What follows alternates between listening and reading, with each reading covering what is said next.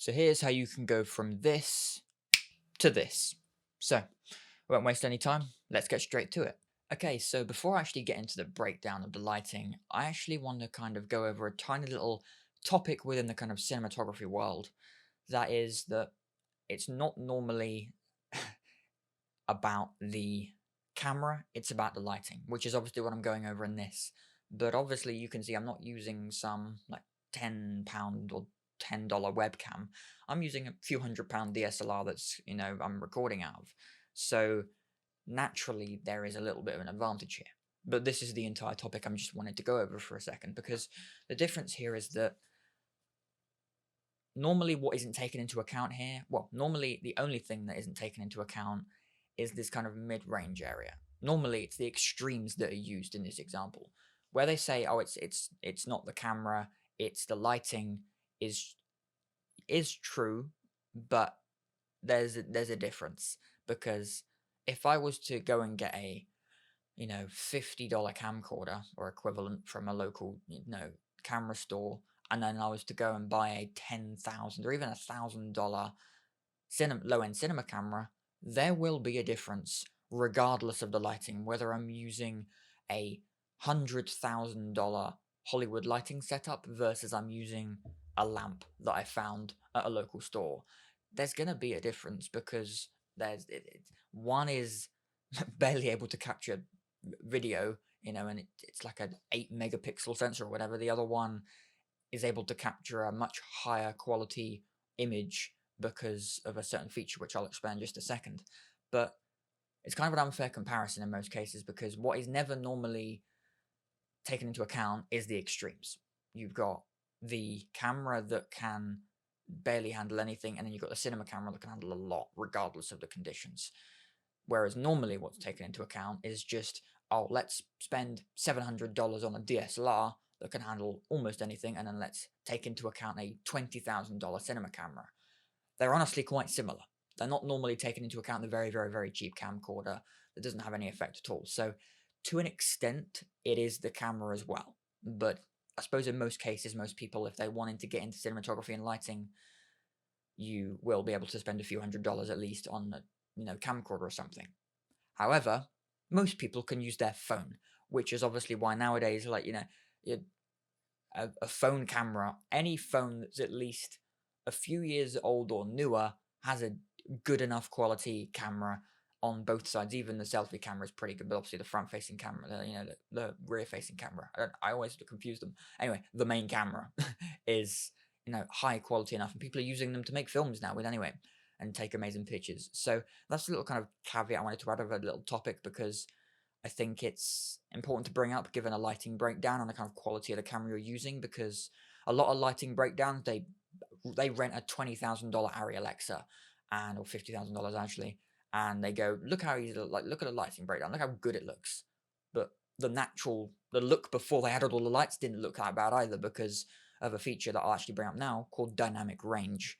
Now, dynamic range of the camera, like if I use the $50 camcorder example, is the ability for it to capture details in shadows versus the highlights or the brighter areas. So a $10,000 camera has amazing dynamic range. It's at night, you can set it to, low light mode and everything, and you can capture detail quite nicely in shadows. And in broad daylight, you can capture detail really nicely as well. And you can even switch between the two modes sometimes in the same shot. And it's often, the fact that it's got high dynamic range helps you in natural light situations without adding any other light to it. Whereas a $50 camera, it doesn't even know what dynamic range is. It's like it's got no details basically within like this little, cone of view of it can kind of get some shadows if you really point it in the shadow, and it can kind of get the sunlight if you really point it up. But either way, the sun is going to be some white dot for it, and the shadow is going to be some black hole. So that's why a cheaper camera won't survive as well. But that's just a little kind of disclaimer. And now, after a few minutes of rambling, I hopefully made a chapter for this bit anyway. Let me dive into the breakdown into exactly how we're going to make the lighting setup you just saw. So actually, the first thing I wanted to do is make my blind, close it as much as I can, given that it's natural daylight as well, and just emphasize making it as dark as possible. And a top tip in the cinematography world as well that I've learned in the last couple of years is actually to light a scene creatively and effectively, remove all sources of light possible. Obviously, if it's broad daylight and you've got no curtains or anything, there we go. So it's got even darker. There's an example, actually, of low light. This camera is terrible in low light. It's probably noisy as hell around me, and you can barely see me now. So yeah, let me add the first light. So the first light in any scene is the key light, and this is the light that is the primary source of light that hits the subject. So in this case, it's a cheap light for this purposely. It's cheap on purpose, and I got it because it was cheap.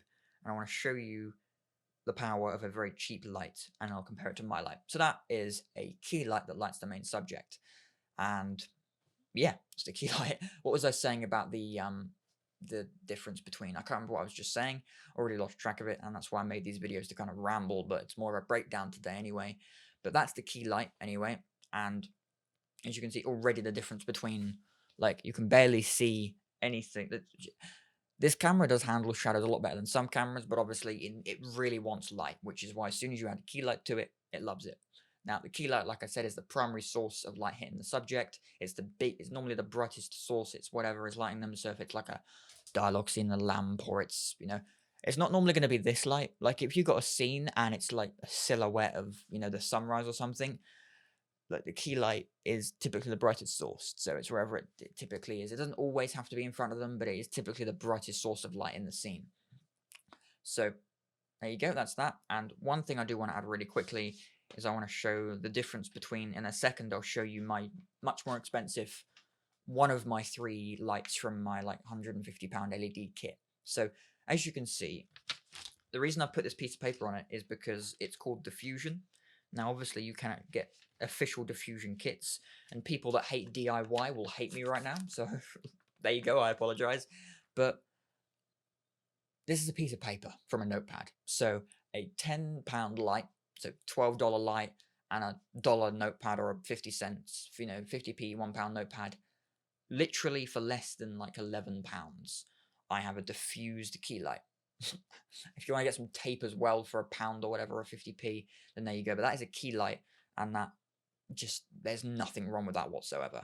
But I'll explain it. I'll show you in just a minute how, it's barely any different to my main light, other than the size a little bit. But again, like if I had a stand right there like that, that is what that light would look like. And actually, to be fair, it's more of a spotlight on me, which in a lot of cases is sometimes more wanted, more preferred in a scenario. And obviously with the diffusion as well, it rounds off the shadows. And what this diffusion typically does, and I'll show you now, is the difference between harsh shadows. So if you look at, say, my nose, for instance, if you look at the difference between that versus that, and obviously the further, I'll show you the difference between the further away the diffusion is from the light, you can see it's diffusing it more, like barely no diffusion there at all, versus more and more and more diffusion, because obviously it's kind of like stopping the light in a way and only letting it 90% through. So as you can see, it's a nice amount of diffusion at about that distance. You could tape it at that distance, to be honest, and then there's your key light. And the reason I want to keep it up here is because obviously I could have it anywhere. I could have it in front of me, I could have it above, whatever I want. But the look I'm creating is called Rembrandt. Now, what this means is, to not sound fancy or anything, it's literally an artist called Rembrandt used to paint with this effect. And it's basically, the way to know it's worked is if you have a triangle of light under the eye that is the furthest from the light, so it's like diagonally opposite the light. So the way this works, and the way you're in you got it in the Rembrandt position, is you put it like obviously like above you, so maybe like another head above you in distance, put it straight ahead of you, and then about 45 degrees to whichever side you want to have the light on. And then you will more or less, I mean, you can move it back anyway, but more or less about 45 or so degrees, and then you'll get this triangle of light over here. Now, of course, you can have this kind of going whether angle you have it at. If you've got an actor or someone and they're doing like a low-end dialogue scene, you can just kind of roughly put it like wherever they're facing, and you want to create that Rembrandt look ahead of them, then about 45 degrees to the right, and then you got it going on here. And then that is the Rembrandt. That's whatever you want. So that's why people always hold torches up here in films and whatever, or like a light scene, because they've got this going on. And that's Rembrandt. So let me just quickly turn on my big light to show you the actual difference between what we have going on here, and some sort of spooky look right now. I don't know why. Okay, so as you can see, it's the difference between the light I just had on my key light, and I honestly prefer this in this situation because it's honestly more of like a spotlight. Obviously, the further away you put it, you'll have this effect, but I honestly think that the more you spend on the light, I've just taken that off and I can't get it back on. There we go. Okay, so the more you spend on the light, the bigger it's going to be. Not well, if you buy a bigger light, obviously, but the reason that I just have, obviously I've got a 3 light kit and they're like a nice square panel, but honestly, you can see the difference. You can see the difference already. If you go back 10, 20, 30 seconds, you can see the difference. And honestly, if you do want to invest in these lights, you can spend £100 or dollars and get 3 of these. So if you want to think about it, then do that. And obviously the diffusion as well for those. I've got a softbox diffusion square that only fits these types of lights. So that was £10 or £20. But again, like I said, you could literally just get like an A3 piece of paper and tape it, and you would get the same effect. That's what I mean by this type of thing. So now I want to take the key light I just had. I'm actually going to use it as a fill light, which is going to be the next light. And the fill light is in the word. It's the fill. So if I can actually get brightness to work, I want to turn this much brighter. I want to turn the brightness down. Maybe you can hear that whistling. It's really annoying. I want to turn it down so it's barely visible, because the whole point of a fill light is you're filling the kind of gap between, as you can see right now, it's close to me-ish, so the shadow's quite harsh.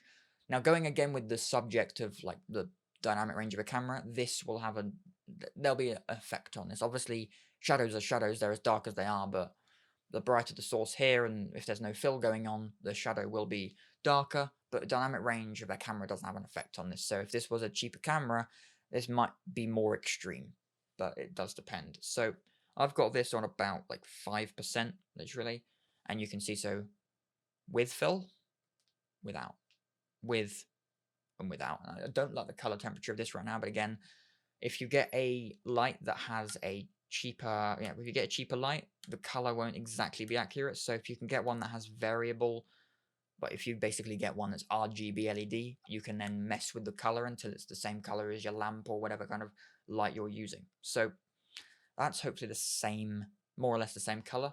And I do have a stand right here, but if you've got a table nearby or a bedside cabinet or whatever, again, these stands are literally like £10 each on Amazon. They're photography stands, so you can really cheaply get this sort of stuff, and I will link it all below.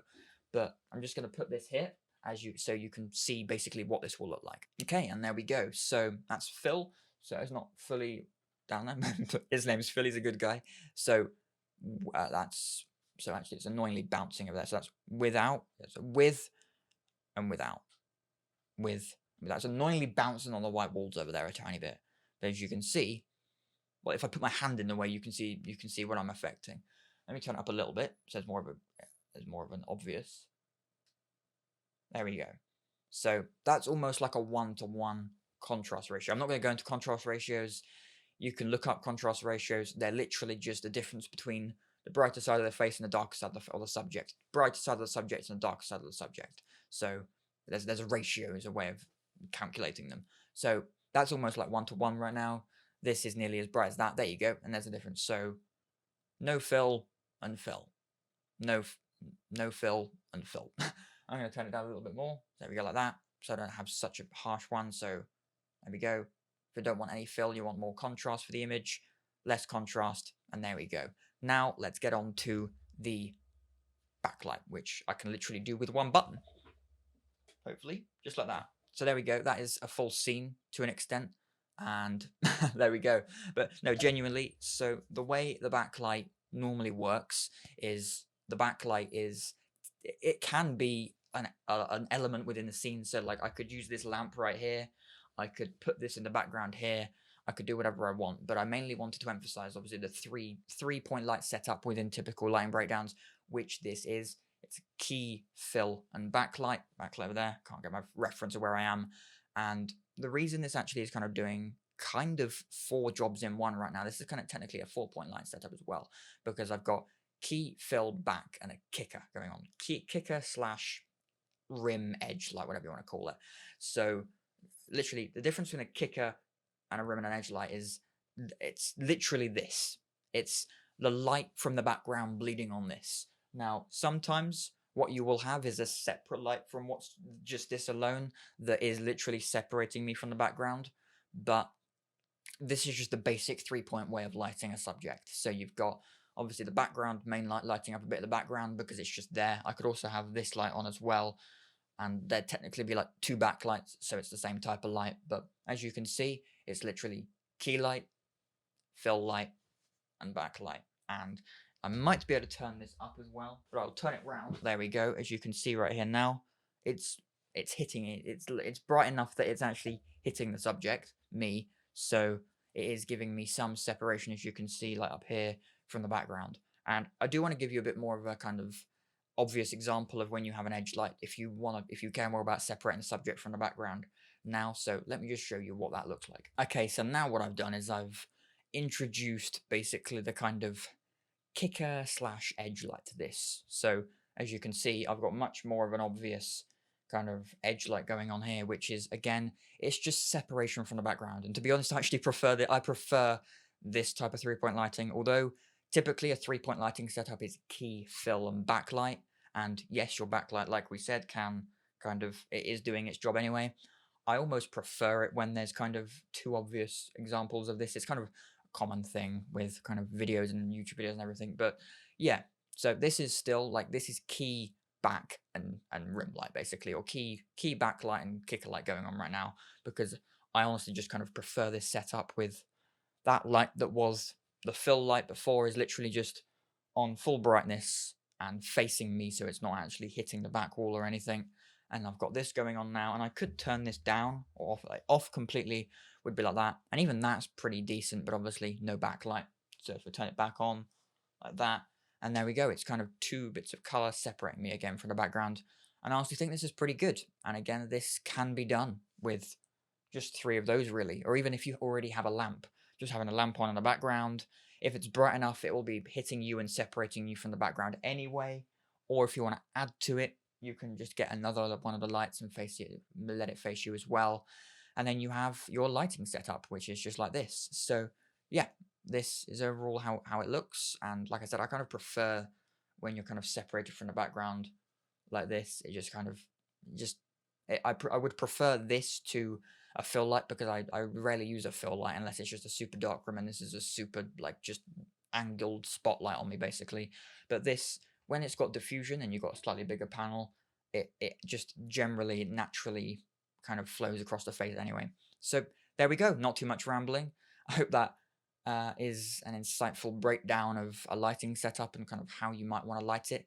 I do want to kind of briefly explain some like an element to this, that if like a little bonus thing, I guess, kind of to break down the kind of addition to the backlight and the kicker, or the rim light, which is something called, it's basically, it's kind of like an artificial fill in a way. And it's a bit of a technical bit, so if you do want to just skip to the end, and I'll obviously end it here, then thank you very much for watching. But I do want to briefly explain kind of when you have a light that is helping your backlight exist more in a way. I can't think of the technical term off the top of my head. Maybe it'll come to me as I'm explaining this. But for instance, if I was to take this backlight here and I wanted to make it look like it's actually hitting me more, and you would do this in a kind of in cinematography in a scene to actually make something look brighter than it actually is, or hit the subject. So I'll show you an example of this now. Okay, so what I've done here is added the light that was over there, that was the orange, okay, to the background here. Now, literally all I've done is taken this light, made it as close to that color as I possibly could, and then literally just added it over here. I did look up the name while I was doing this. It's motivated lighting, and I remember I just had a video downloaded from like a couple of years ago on motivated lighting, and that's what this is. So this can happen with backlighting, or it can happen with the side lights and whatever. Motivated lighting like this is when you make it look like that light is hitting me because it's bright enough to basically give me separation. Now obviously, because if I take this away, it's only that much, so that's all it's doing naturally, well, with the light in full brightness. However, add motivated lighting to it, I am just making it look like the light is basically bright enough to hit me. Now, sometimes it's because the light's too far away and you just want to make it look like that light is lighting the person. So if you were in a bedroom or something and someone sat at the end of the bed and it's just to the side of them, so you can see the lamp in the background blurred, but the lamp isn't bright enough to actually be hitting them on the side of the face like this, then the lamp would just be like that.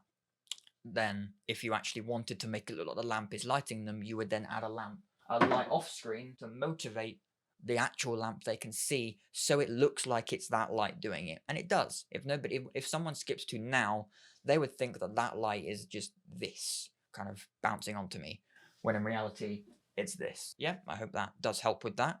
And generally, there we go. So again, I'll quickly actually just leave it as it is now. Actually, I kind of like that. So there we go.